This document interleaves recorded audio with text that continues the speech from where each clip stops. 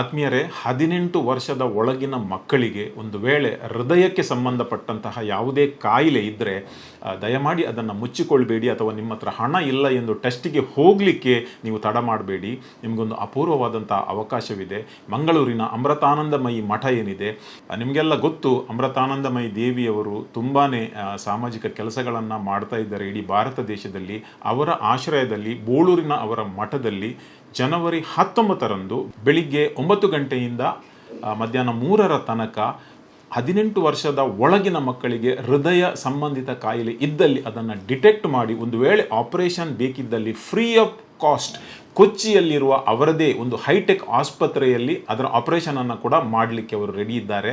ಒಂದು ವೇಳೆ ನಿಮಗೆ ಇಂತಹ ಮಕ್ಕಳು ಗಮನಕ್ಕೆ ಬಂದರೆ ದಯಮಾಡಿ ಅವರಿಗೆ ಈ ವಿಷಯವನ್ನು ತಿಳಿಸಿ.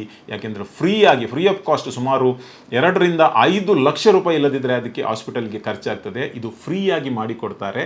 ದಯಮಾಡಿ ಇದನ್ನು ಗಮನಿಸಿ ಮತ್ತು ಈ ಒಂದು ವಿಷಯವನ್ನು ಸ್ಪ್ರೆಡ್ ಮಾಡಿ ನಾವು ಬಡ ಮಕ್ಕಳಿಗೆ ಈ ಬಗ್ಗೆ ನೆರವಾಗೋಣ.